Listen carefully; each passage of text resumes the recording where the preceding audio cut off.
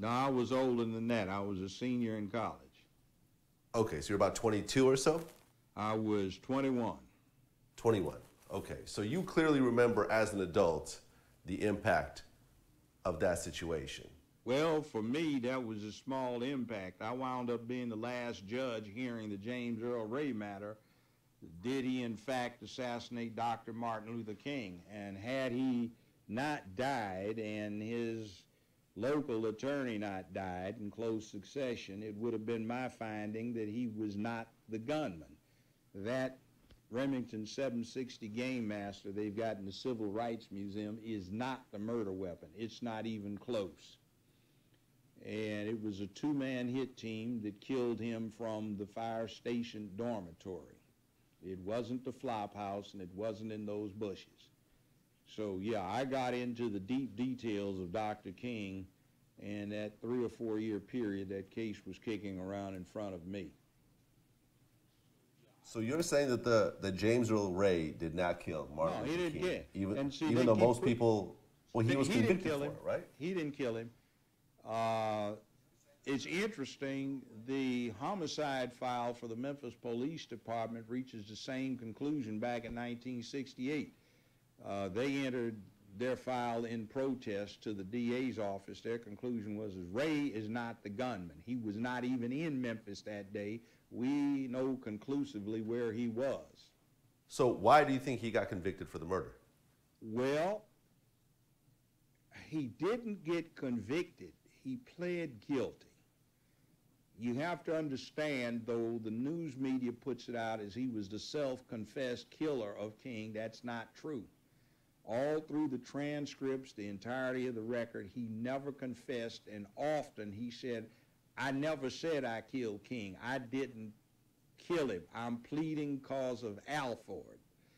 That's A-L-F-O-R-D. It's a moderately old U.S. Supreme Court case, and it says, even if you are not actually guilty and you are pristinely innocent, you may plead guilty to the charge if you think that doing so is in your best interest under all of the circumstances as you know them to be, and you're doing so freely, voluntarily, understandingly, knowingly, advisedly, and intelligently. So Ray had gone through all of these and had lost, but there was something that came up. Modern scientific methodology took away one further necessary element. All of these things had to be there, and the state had to have a reasonable factual basis upon which to proceed otherwise. The thing the state relied upon was the rifle, but modern scientific methodology excluded that rifle from being the murder weapon. The bullet they pull out of King's body has a rate of rifling twist of 1 turn in every 11 1/4 inches. The rifle that Ray had a rate of rifling twist of 1 turn in every 10 inches and a bad manufacturing defect that is not apparent on the death slug. He was shot with an XM-21. It's a 7.62 by 51 millimeter NATO caliber weapon with a special stainless steel barrel, a 3 to 9 telescopic sight modified by a company known as Leatherwood.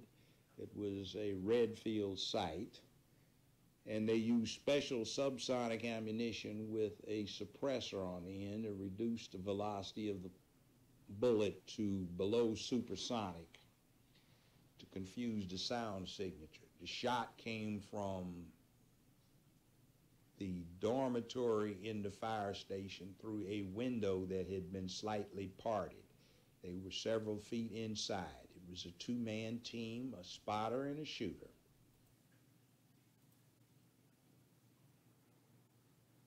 Good morning. Good morning. Happy Martin Luther King birthday, everybody, everybody.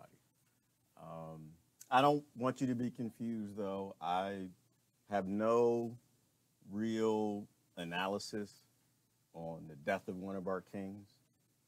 Just like with JFK, we're not allowed to know the truth. And as long as we live in a world and a society that allows very dark, horrible, horrible men to take some of the most loving, kindest, gentlest people among us, we'll never get to know. So I don't have any analysis, and I'm not going to offer any analysis. I want to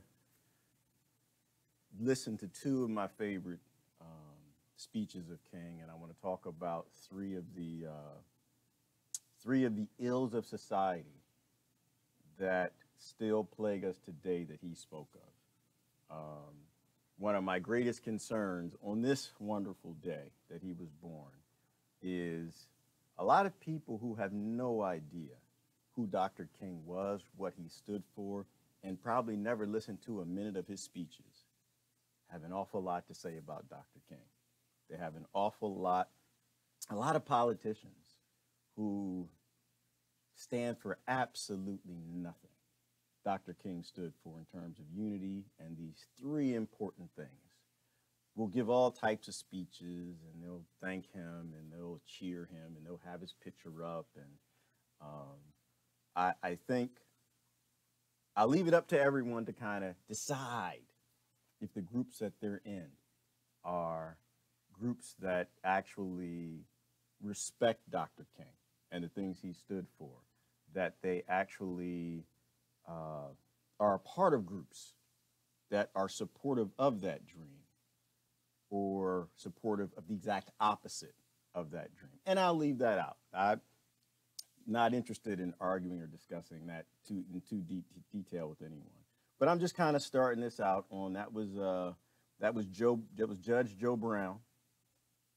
He was one of the last judges on the James Earl Ray matter, and his analysis and the detail that he gave makes it very obvious that James Earl Ray did not kill Martin Luther King, and that the people who did had NATO scale rifles. They had it down to the sites that they utilized.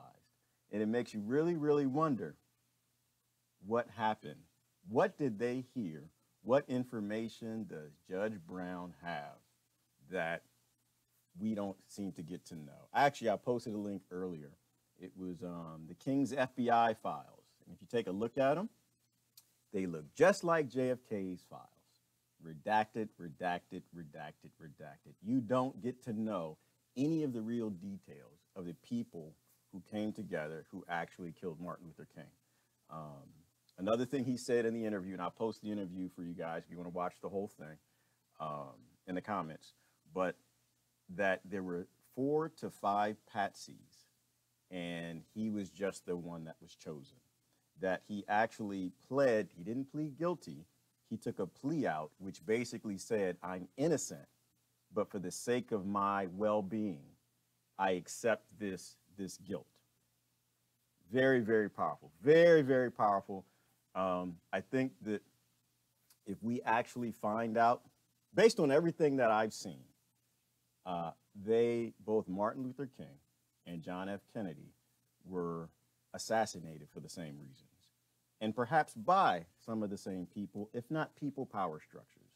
And I think that should be clear to most people. And if we continue to embrace those power structures, this world's going in a really dark place when great men are taken out of it, and great women. Last thing I'll say about that, and we'll do a little listen, is we know that it was inside in both cases. We do know that people who were close to both of them took them out. And so one of my constant, consistent messages to everybody is be careful of the sellouts. The sellouts infect your family. They infect all groups, and they are highly dangerous. They're people who say that they stand for things, but in action, they completely don't. And when they have an opportunity to take you out, in many, many ways, most of us don't see anything that extreme, obviously, but just in a corporate America, just in a social way, they'll slit your back. That's Julius Caesar behind me. He'll let you know too. Although I don't put him in the category of great men. I put peaceful men in that category. So anyway, how's everybody doing this morning? So check out what Joe Brown has to say. Hopefully everybody's doing good this morning. We're going to talk about some very positive things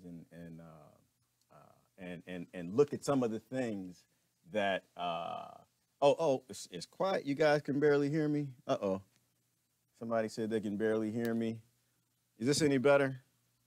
Hold on. Is that any better? It's so quiet, Emil, you can't hear me. Hello, can I get a thumbs up? Are we good to go?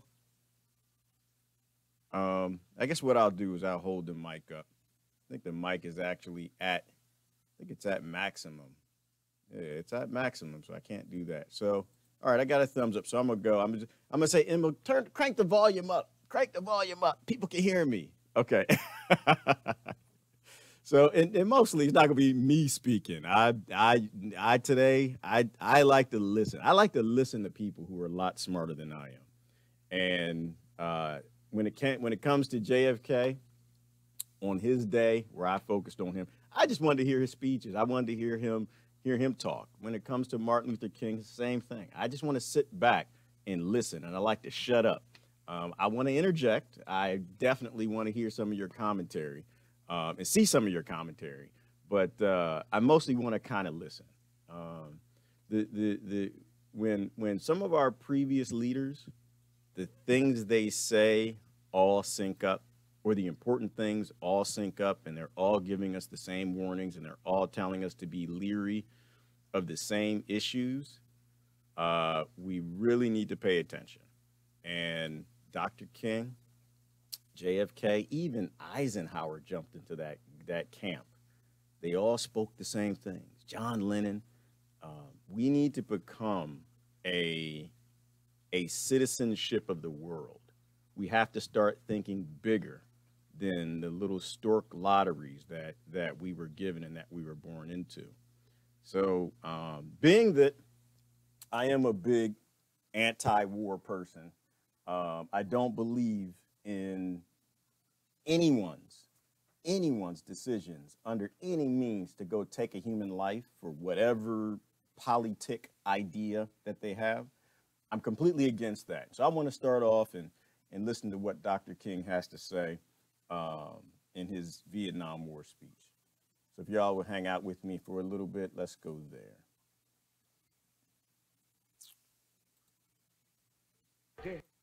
Now, I've chosen to preach about the war in Vietnam today because I agree with Dante that the hottest places in hell are reserved for those who, in a period of moral crisis, maintain their neutrality. There comes a time when silence is betrayal. The truth of these words is beyond doubt, but the mission to which they call us is a most difficult one. Even when pressed by the demands of inner truth, men do not easily assume the task of opposing their government's policy, especially in time of war. Nor does the human spirit move without great difficulty against all the apathy of conformist thought within one's own bosom. There has never been such a monumental dissent during a war by the American people. Polls reveal that almost 15 million Americans explicitly oppose the war in Vietnam. Additional millions cannot bring themselves around to support it.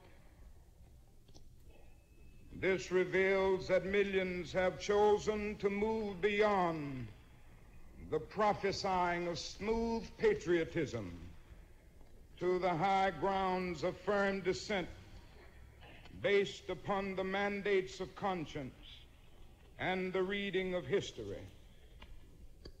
Now, of course, one of the difficulties in speaking out today grows out of the fact that there are those who are seeking to equate dissent with disloyalty. It's a dark day in our nation when high-level authorities will seek to use every method to silence dissent. Something is happening and people are not going to be silenced. The truth must be told. And I say that those who are seeking to make it appear that anyone who opposes the war in Vietnam is a fool or a traitor or an enemy of our soldiers is a person who has taken a stand against the best in our tradition. I'm going to stop there for a moment. Couple things. Silence is betrayal, right? In a time of war, in a time of great need, and brothers and sisters and their needs all over the world, silence is not silence. Silence is betrayal. You think about the people who refuse to kind of speak up, and you think about the people who do, and they're called traitors. You think about Julian Assange, you think about Chelsea Manning, you think about Edward Snowden, you think about the whistleblowers who stood up. You think about the officer in LA, the white officer, mind you, in LA, who stood up for the fact that crack cocaine was being sold by the CIA to black inner city youths. These are our heroes, right? These are our heroes, and this is why dissent is attacked so well. Truth is denied so much. Censorship is being forced all over, not just the internet, but just all over. These are times not to be silent.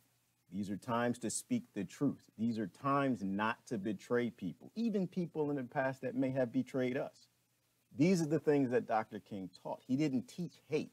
He didn't teach silence. He taught raw truth, and the raw truth has to be known, especially in times of war, where human rights has no place in mainstream media discussions. I'm gonna keep going. It's gonna be hard to not stop. I get, Dr. King sends me there. You know, JFK, these guys, when they talk, it sends me there, but let's keep going. Powerful points. Many persons have questioned me about the wisdom of my path. Why are you speaking about the war, Dr. King? Why are you joining the voices of dissent?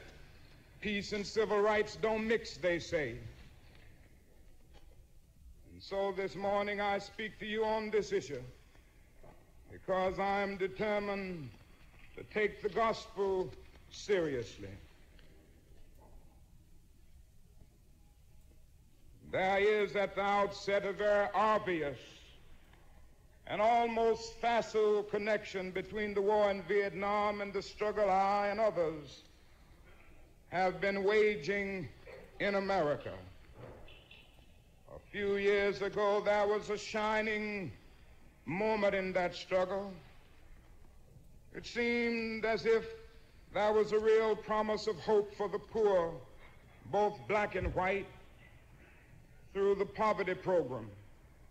Then came the build-up in Vietnam, and I watched the program broken as if it was some idle political plaything of a society gone mad on war.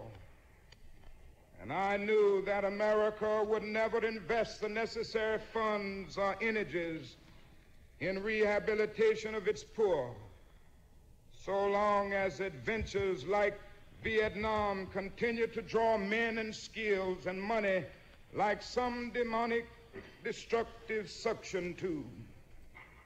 And you may not know it, my friends, but it is estimated that we spend $500,000 to kill each enemy soldier, while we spend only $53 for each person classified as poor. And much of that $53 goes for salaries to people who are not poor. I'm going to stop there. A couple things. Is that not where we are today? Is that not where we are today? Do we not have the same issue? Do we see people complaining about how we spend billions on war, and we can't spend a dime for anything else? We can't spend a dime. We can spend billions to murder people all over the planet for political agendas. And the programs that actually help people, we always push to the back. Another thing, if you haven't noticed when Dr. King talks, when he talks about the poor, you notice he doesn't isolate one community. Let's talk about the truth as opposed to the popular lies. Dr. King was for everybody. He was for unity, and he had zero interest in any sort of silly racial division, especially when it came to helping the poor. He always spoke up for the poor in all communities. And one of the main communities happened to be Appalachian. There is a large Caucasian poor population that's there as well. And so when you're talking unity, for some people who don't seem to get this, you can't talk about yourself. You can't talk about your stork birth lottery. You have to talk about everybody, or only part of the people are listening. And you need everybody to listen, right? The programs to help the poor all over the world, not just in America, they all suffer from the same issues. But when you're talking unity and you're talking about how love is what's utilized to fight hate, and not hate fighting hate, and not partisanship, and not selective poor-isms, selective, I want to help these communities. If you're in it for love, if you're in it because you actually want to help things, then you're not in it for any particular group, which is one of the other things that I love about Dr. King. He doesn't sound anything like most of the leaders today, because he always spoke to all sides and all people. Let's keep going. So I was increasingly compelled to see the war as an enemy of the poor and attack it as such. Perhaps the more tragic recognition of reality took place when it became clear to me that the war was doing far more than devastating the hopes of the poor at home. It was sending their sons and their brothers and their husbands to fight and die in extraordinarily high proportion relative to the rest of the population. We were taking the black young men who had been crippled by society and sending them 8,000 miles away to guarantee liberties in Southeast Asia, which they had not found in Southwest Georgia and East Harlem. So we have been repeatedly faced with the cruel irony of watching Negro and white boys on TV screens as they kill and die together for a nation that has been unable to seat them together in the same schoolroom. So we watch them in brutal solidarity, burning the huts of a poor village. But we realize that they would hardly live on the same block in Chicago or Atlanta. As I have walked among the desperate, rejected, and angry young men, I have told them that Molotov cocktails and rifles would not solve their problems. But they ask, and rightly so, what about Vietnam? They ask if our own nation wasn't using massive doses of violence to solve its problems. And I knew that I could never again raise my voice against the violence of the oppressed in the ghettos without having first spoken clearly to the greatest purveyor of violence in the world today, my own government. America and most of its newspapers applauded me in Montgomery, and I stood before thousands of Negroes getting ready to riot when my home was bombed. said, we can't do it this way. They applauded us in the sit-in movement. We nonviolently decided to sit in at lunch counters. They applauded us on the freedom rides when we accepted blows without retaliation. Oh, the press was so noble in its applause and so noble in its praise when I was saying, be nonviolent toward Bull Connor. There's something strangely inconsistent about a nation and a press that will praise you when you say be nonviolent toward Jim Clark, but will curse and damn you when you say be nonviolent toward little brown Vietnamese children. There's something wrong with that press. Strange inconsistency in media support and public support. The same thing that we talk about when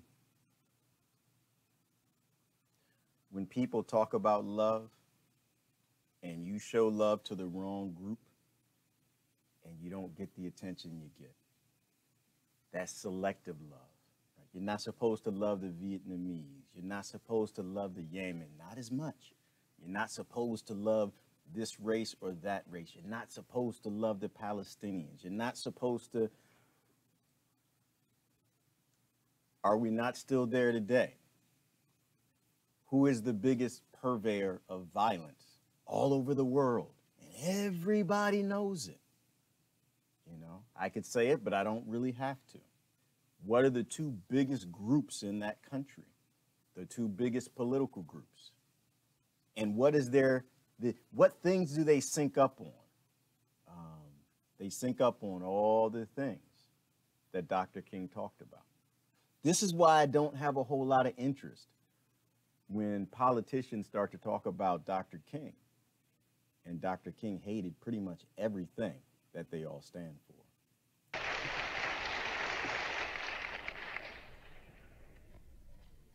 Another burden of responsibility was placed upon me in 1964.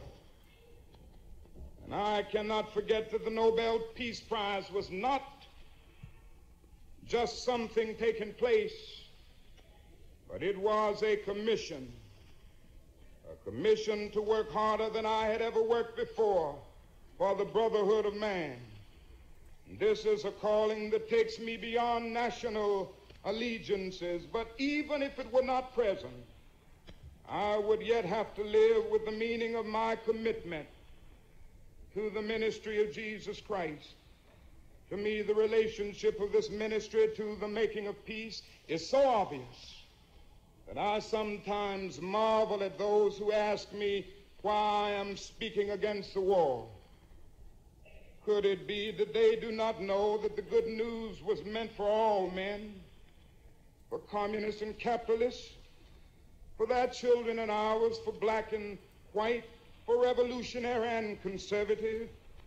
Have they forgotten that my ministry is in obedience to the one who loved his enemies so fully that he died for them? What then can I say to the Viet Cong or to Castro or to Mao as a faithful minister to Jesus Christ? Can I threaten them with death? Or must I not share with them my life? There will be no meaningful solution until some attempt is made to know these people and hear their broken cries. And who are we supporting in Vietnam today? It's a man by the name of General Key, who fought with the French against his own people, and who said on one occasion that the greatest hero of his life is Hitler. This is who we are supporting in Vietnam today. Oh, our government and the press generally won't tell us these things, but God told me to tell you this morning. The truth must be told.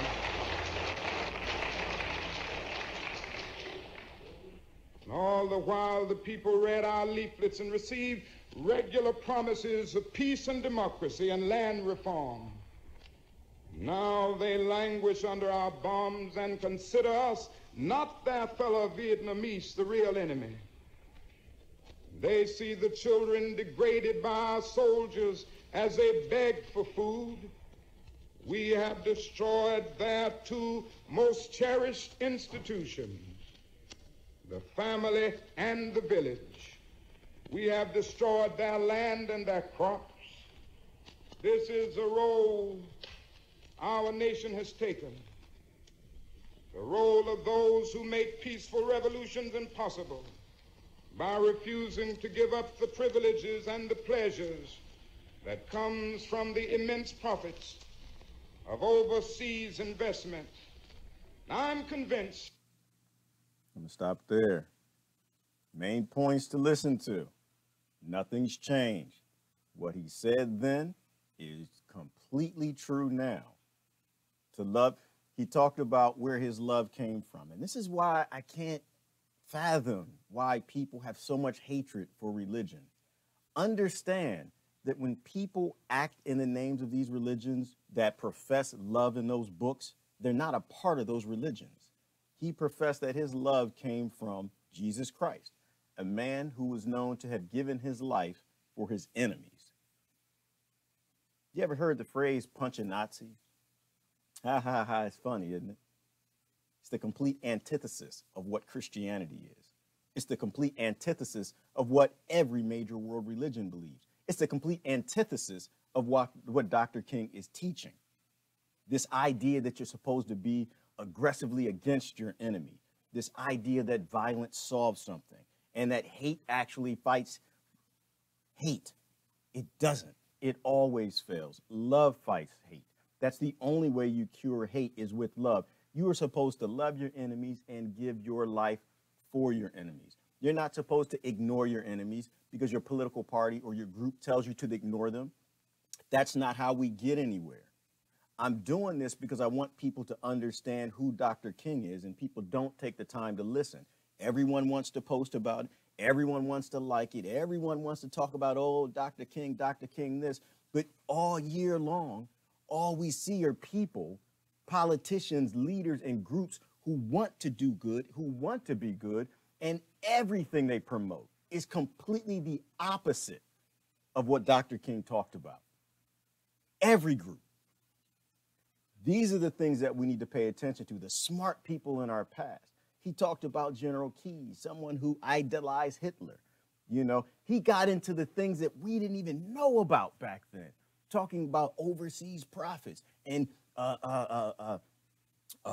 disaster capitalism and economic hitmen and just basically destroying countries to make money and profit from them. He talked about how that feeds in with consumerism.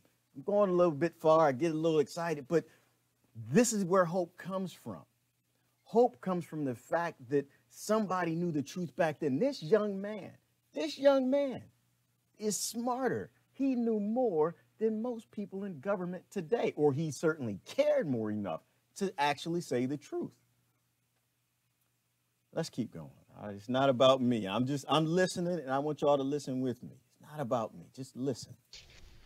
And if we are to get on the right side of the world revolution, we as a nation must undergo a radical revolution of values. We must rapidly begin to shift from a thing-oriented society to a person-oriented society when machines and computers, profit motives, and property rights are considered more important than people. The giant triplets of racism, militarism, and economic exploitation are incapable of being conquered. A true revolution of values will soon cause us to question the fairness and justice of many of our present policies. True compassion is more than flinging a coin to a beggar. A true revolution of values will soon look uneasily on the glaring contrast of poverty and wealth with righteous indignation. It will look across the seas and see individual capitalists of the West investing huge sums of money in Asia, Africa, and South America, only to take the profits out with no concern for the social betterment of the countries. How did he even know that? How did he even know about economic hitmen? It's just, you know, some people are tapped into things, but he hit on the three ugly sisters, and actually they're probably the three ugly brothers, but focus on this. The 3 points he hit, the 3 sicknesses in society, the 3 horrible things, the 3 things that we need to extinct to get anywhere, the 3 things that if you want to be a part of a political party, if you still believe that these things are good things to be a part of, to vote for or whatever, the 3 things that you got to put in there, well, that got to go extinct. The first one was racism. Me, I like to expand that a little bit. It's groupism, right? It's hatred. And this is what he was talking about. That was in his day. But it was hatred of other groups. This concept that there are others, right? The divide and conquer strategy that they use for religion, they use for race, they use across the board. That has to, groupism, racism has to go extinct. The second was consumerism, right? Consumerism is the death nail and it is the driving force behind all war and disaster. You got to have the new iPhone. You got to have a new car. You got to have a bigger house. You got to have there was something I posted earlier today. My goodness, I see these things and I love it. And I'm not sure how true some of these things are, but this one is damn close. It talked about worldwide, 99% of everything bought is no longer used after 6 months. It's just crap. It's all junk and it's all crap. That has to go away because that's what fuels the groupism and the racism and the last portion, which was the militarism, right? All of these things work together. They divide up people in America and the West. They take that and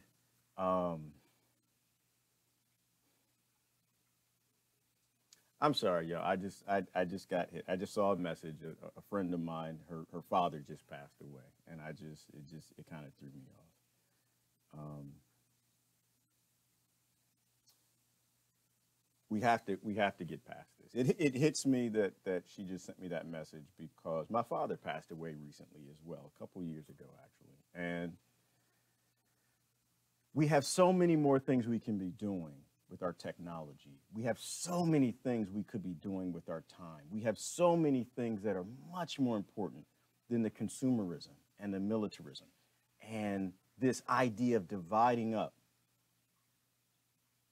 some of the most powerful people on the planet.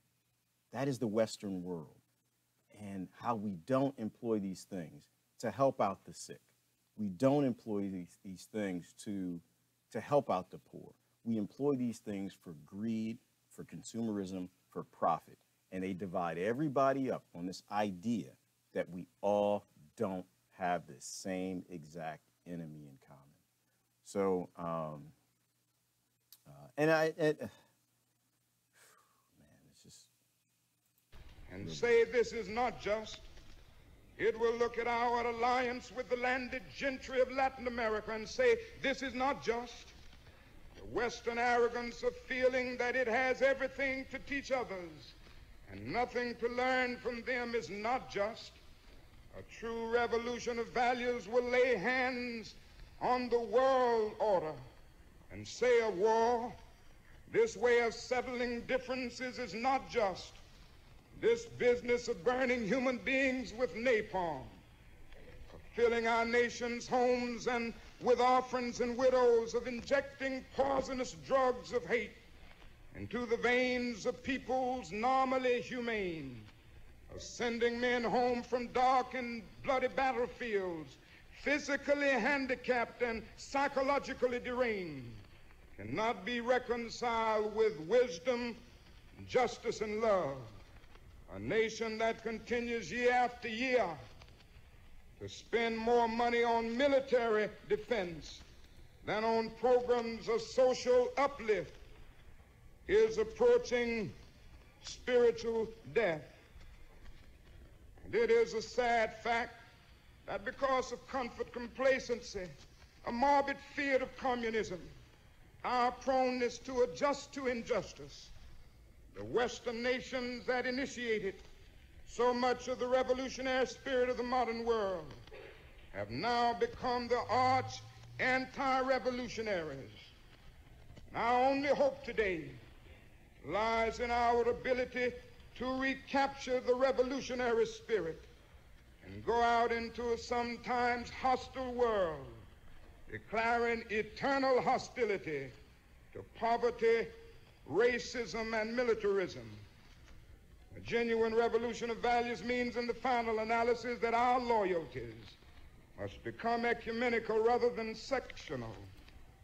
Every nation must now develop an overriding loyalty to mankind as a whole in order to preserve the best in their individual societies.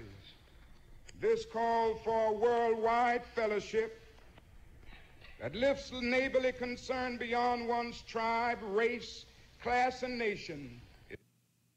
That lifts man's concern beyond race, class, religion, nation, any of the dumb things that people still want to divide over. This is what we talk about when we talk about a global citizenship. We have to get to a point where we are concerned with people because they're people, not because their eyes are a certain color, not because their hair is a certain color, not because we were born in some particular place. It all feeds together, and none of this is new. I'm going to ask you, does your group support that? Does your group support nationalism or patriotism? Does your group support the things of bringing people together, not dividing them up, and encouraging you to not speak with them, that they're unapproachable, they're incorrigible, they're not even human? Do you know where that goes? Do you know how we get to a place where we bomb children all over Vietnam? We're bombing kids in Yemen. We bomb kids in Palestine. We bomb kids all over the planet because we don't accept the fact that they're human, because we allow someone to place them in another group and we kind of put them to the side. Does it ever bother you when a mass shooting or something happens in America and, oh my God, the country stops for a week and that's all everybody talks about? We mass murder people every day in this world. Our weapons, if we don't, our weapons do. Our tanks do. Our guns do. Our bullets do. At what point are we going to start taking some of this stuff seriously? Like, we can talk about king, and we got selective kingisms, selective dreamisms. Will they try to carve out a little piece of those three, and they'll focus on those three? You can't carve out a piece of those three. They all feed together. Is in reality a call for an all-embracing, unconditional love for all men. All men. This oft misunderstood and misinterpreted concept, so readily dismissed by the niches of the world as a weak and cowardly force, has now become an absolute necessity for the survival of mankind. Let me say finally that I oppose the war in Vietnam because I love America. I speak out against this war not in anger, but with anxiety and sorrow in my heart, and above all with a passionate desire to see our beloved country stand as the moral example of the world. I speak out against this war because I'm disappointed with America. And there can be no great disappointment where there is no great love. I'm disappointed with our failure to deal positively and forthrightly with the triple evils of racism, economic exploitation, and militarism. We are presently moving down a dead-end road that can lead to national disaster. America has strayed to the far country of racism and militarism. All men are made in the image of God. All men are brothers. All men are created equal. Every man is an heir to a legacy of dignity and worth. Every man has rights that are neither conferred by nor derived from the state. They are God-given. Out of one blood, God made all men to dwell upon the face of the earth. What a marvelous foundation for any home. What a glorious and healthy place to inhabit. But America strayed away, and this unnatural excursion has brought only confusion and bewilderment. It has left hearts aching with guilt and minds distorted with irrationality. It is time for all people of conscience to call upon America to come back home. Come home, America. I call on Washington today. I call on every man and woman of goodwill all over America today. I call on the young men of America who must make a choice today to take a stand on this issue. Tomorrow may be too late. Tomorrow may be too late. Take a stand and come home. And this is why hate doesn't solve anything. Love solves everything. Because, you know, we all have family and friends that are lost in the media and they're lost in the nonsense. And if you display that hatred and the anger, the same ingredients that got them to a place where they don't care as much about other people, they can't come home, right? Because hate begets hate, and hate feeds hate. And this is why you talk to people with love. You talk to people with respect. You can disagree with somebody without making them a blood enemy of everything you stand for. And is that not what we see with the right and the left? They are blood enemies because they don't speak to each other with love. They speak to each other with ignorance. They handle each other with ignorance. Their leaders don't even allow them to consider the other's points of view. They have no interest in the fact that they all have poor in all of these groups. They all have the same plights, but they keep the country divided down the middle. And it happens in a lot of countries all over the world, simply because when you're divided, you can't make any changes. When you're divided, we can spend $500,000 to go murder people in wars and not spend a dime on any sort of a health care, any sort of a program that's global. They get you to be more concerned with one community so they can spend money in one community and not another. Selective love. But you want people to be able to come back home. But if you, the one who knows better, are acting ignorant, then they won't come home because you feed into the same ignorance that got them away. And don't let anybody make you think that God chose America as his divine messianic force to be a sort of policeman of the whole world. God has a way of standing before the nations with judgment, and it seems that I can hear God saying to America, "You are too arrogant." Now, it isn't easy to stand up for truth and for justice. Sometimes it means being frustrated. When you tell the truth and take a stand, sometimes it means losing a job. It means being abused and scorned. It may mean having a 7 or 8-year-old child asking your daddy, "Why do you have to go to jail so much?" I've long since learned that to be a follower of Jesus Christ means taking up the cross. And my Bible tells me that Good Friday comes before Easter. Before the crown we wear, there is the cross that we must bear. Let us bear it. Bear it for truth. Bear it for justice. And bear it for peace. Let us go out this morning with that determination. And I have not lost faith I'm not in despair. I haven't lost faith because the arc of the moral universe is long, but it bends toward justice. We shall overcome because the Bible is right. You shall reap what you sow. With this faith, we will be able to speed up the day when justice will roll down like waters and righteousness like a mighty stream. With this faith, we will be able to speed up the day when the lion and the lamb will lie down together, and every man will sit under his own vine and fig tree, and none shall be afraid, because the words of the Lord have spoken it. With this faith, we will be able to speed up the day when all over the world we will be able to join hands and sing in the words of the old Negro spiritual, free at last.